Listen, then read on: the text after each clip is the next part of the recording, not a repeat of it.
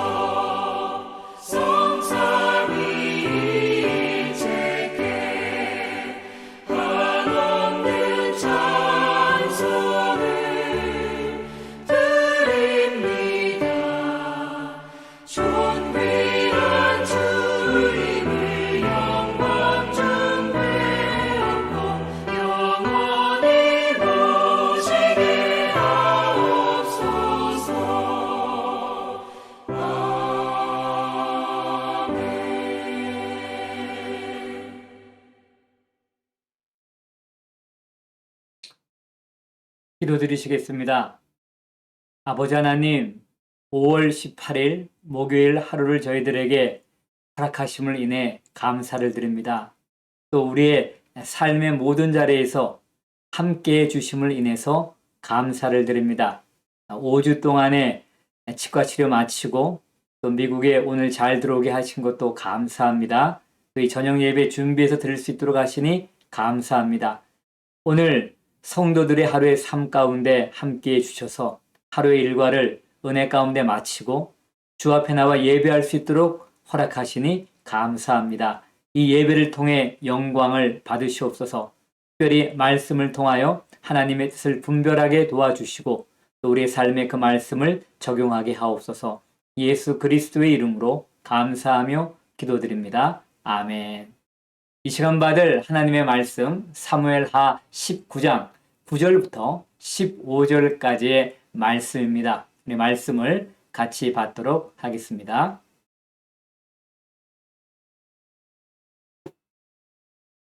이스라엘 모든 지파 백성이 변론하여 이르되 왕이 우리를 원수의 손에서 구원하여 내셨고 또 우리를 블레셋 사람들의 손에서 구원하셨으나 압살롬을 피하여 그 땅에서 나가셨고 우리가 기름을 부어 우리를 다스리게 한 압살롬은 싸움에서 죽었거늘 이제 너희가 어찌하여 왕을 도로 모셔올 일에 잠잠하고 있느냐.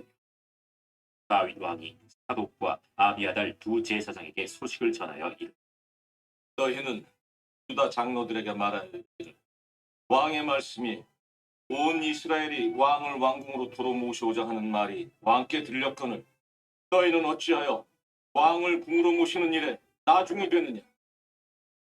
너희는 내 형제여 내 보육이거늘 너희는 어찌하여 왕을 도로 모셔오는 일에 나중이 되리려 하셨다 하고 너희는 또 아마사에게 이르기를 너는 내 고륙이 아니냐?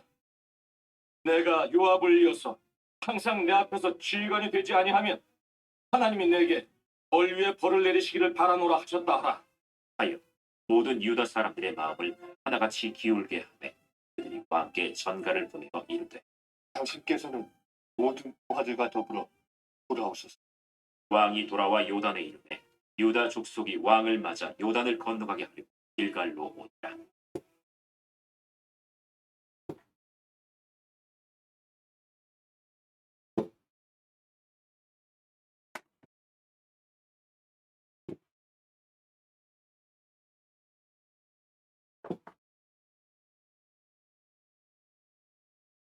죄송합니다. 좀 문제가 있어갖고 장면 전환에 시간이 걸렸습니다. 오늘 저희가 받은 이 하나님의 말씀은 이제 압살롬으로 시작된 반란 그 사건이 종결이 됐어요. 그러면 당연히 반란군을 진압한 사람들이 예루살렘으로 기환을 해야 됩니다. 다윗도 다윗 성으로 기환을 해야 되겠죠. 그런데 이게 그렇게 간단한 문제만은 아니에요. 왜 귀환이 간단한 문제가 아닌지 이제 오늘 본문 보면은 조금 더 이제 구체적으로 나오고요. 또 다윗이 그 귀환을 위해서 취한 조치가 있습니다. 그것이 사람들을 설득을 하는 것인데 그 설득이 잘 돼서 결국은 예루살렘으로 돌아올 수 있게 된다라고 하는 것이 오늘 본문의 내용입니다. 말씀을 조금 더 구체적으로 보면서 삶에 적용할 것을 한번 찾아보기로 하겠습니다.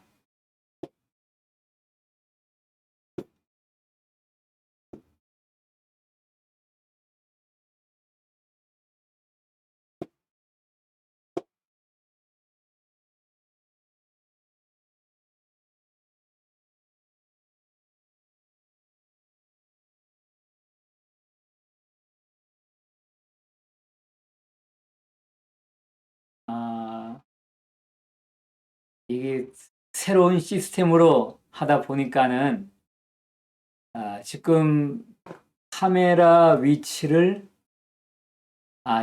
이제 제대로 잡았습니다.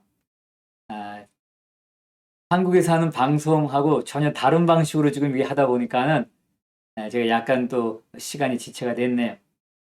자, 오늘 말씀 이렇게 보시면 이스라엘의 모든 지파 백성들이 변론했다라고 했을 때 이 이스라엘의 모든 지파 백성이다라고 하면 여기서는 이제 유다 지파를 뺀 나머지 지파를 이제 중심으로 얘기를 하는 거예요.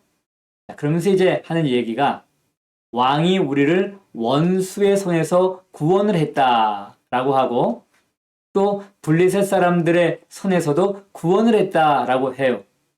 자, 그런데 지금은 압살롬을 피해서 그 땅을 나갔고 그리고 이제 압살롬이 죽었다라고 하는 것입니다. 자, 이제 그런데 문제는 이거예요. 이 이스라엘 사람들이 압살롬에게 기름을 부어서 우리를 다스리게 했다라고 하는 거예요. 그렇다면 압살롬은 죽었지만 이제 문제는 뭔가 하면은 이들이 공식적으로 압살롬으로 하여금 자기네들을 다스리는 왕이 되게 했다라는 얘기 아니겠습니까? 그러니까 공식적으로 다윗을 다시 왕으로 모시는 그런 절차가 필요하다라고 하는 거예요. 그래서 자기들끼리 이제 변론이 일어났습니다. 자, 여기서 이제 우리가 보면은 사람의 마음이 얼마나 간사한가 하는 걸 알 수 있는데요. 여기 한번 보세요. 이 변론의 내용 가운데 다윗 왕입니다. 우리를 원수의 손에서 구원한 사람이에요. 블레셋 사람들의 손에서도 구원을 했어요. 그런데 그 아들 압살롬이 반역을 했습니다. 압살롬이 사람들에게 아주 친절하게 그리고 또 겸손하게 외모도 출중해서 정수리부터 발끝까지 흠잡을 데가 없는, 어떻게 보면 다윗보다 더 훌륭한 사람 같아요. 그는 친절하기도 하고 겸손하기도 하고, 밧세바로 인한 그 불륜의 사건, 그리고 그 이후에 있었던 암논과 다말의 사건, 암논과 압살롬의 살인 사건, 이것이 백성들에게 어느 정도 알려졌는지 정확히 모르겠지만은 그런 과정에서 아마 다윗은 도덕적으로나 정치적으로 굉장한 흠집을 만들어내서 굉장히 사람들에게 신뢰가 떨어지지 않았을까 생각하는 거예요. 그러다 보니까는 사람들은 대안으로 압살롬을 선택을 해버린 겁니다.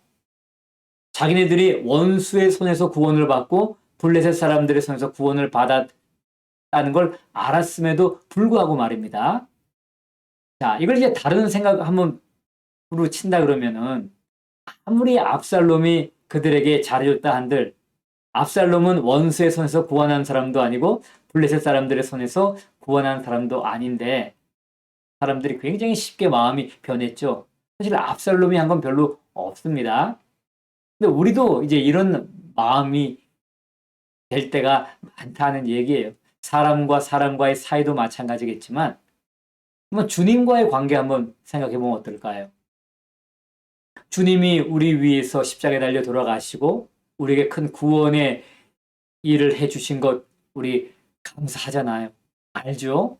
또 여러 가지 삶 가운데서 함께 해주시고 또 우리를 위해서 행하신 일들 때문에 우리 감사하기도 합니다. 그런데 어떨 때는 별거 아닌 것 때문에 주님께 삐져요. 아니면 어떨 때는 세상의 어떤 유혹 그리고 세상에서 주는 유익이 커갖고 주님을 떠나기도 합니다. 사람 심정이라는 게 굉장히 간사하다 하는 건데요.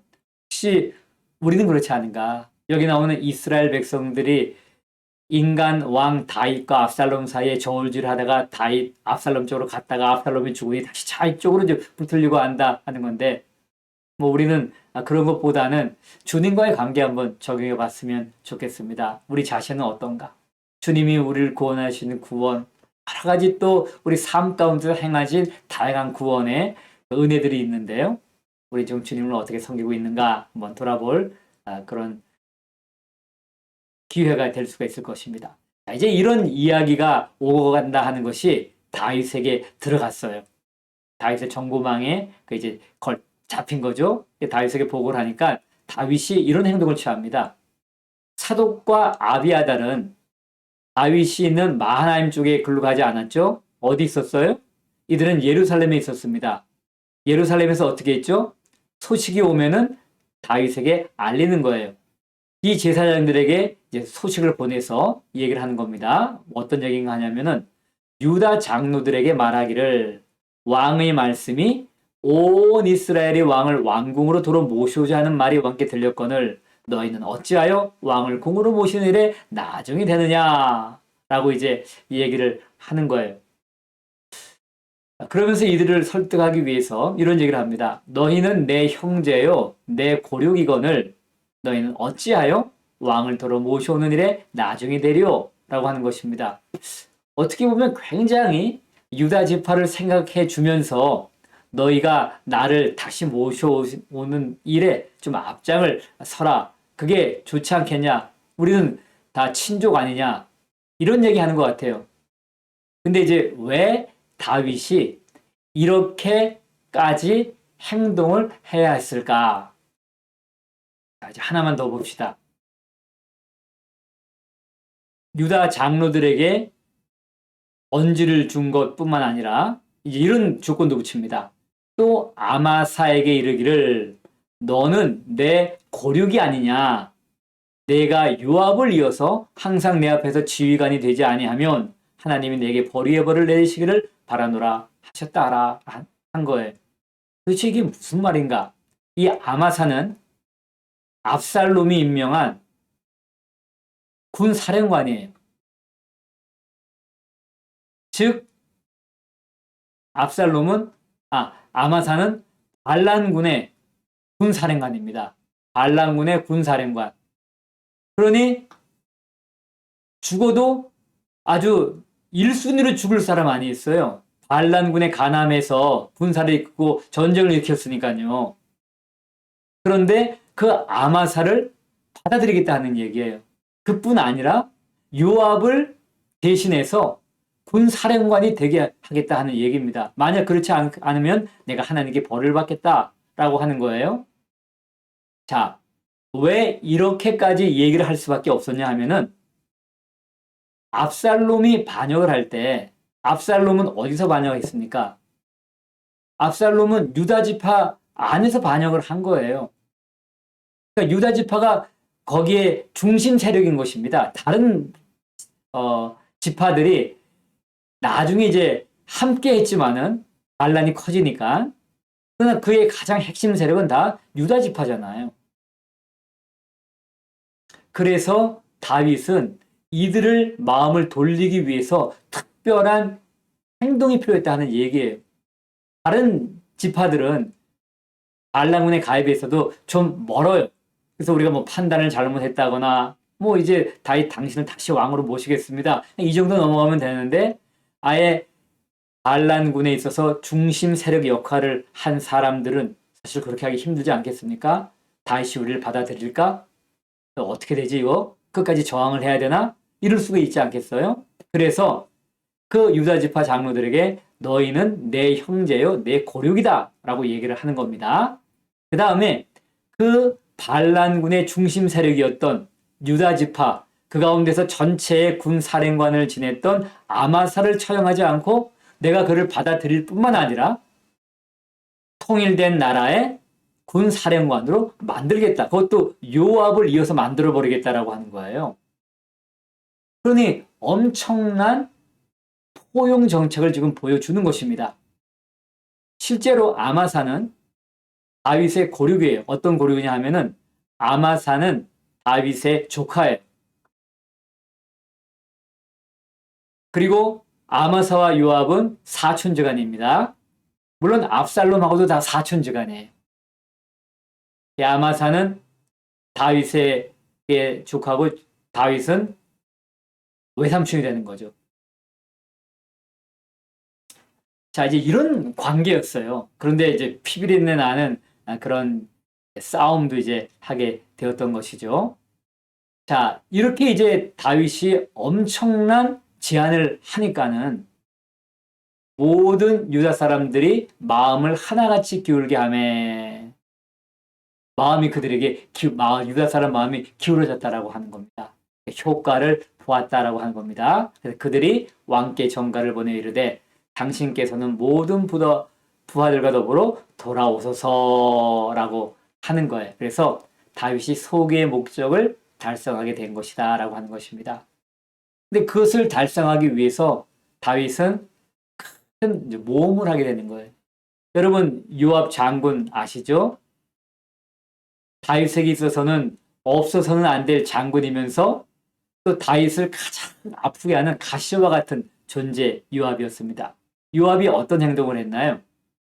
압살롬을 너그러이 대하라 라고 했음에도 불구하고, 사로잡을 수 있음에도 불구하고 그냥 심장을 찔러버린 겁니다. 그리고 아직 살아있을 때 요압의 무기를 든 10명의 청년들이 압살롬을 죽여버린 거죠. 다윗이 얼마나 속으로 속상하겠어요. 그러니까 이런 유화 정책을 쓰면서 요압 위에다가 아마사를 딱 올려놓은 겁니다.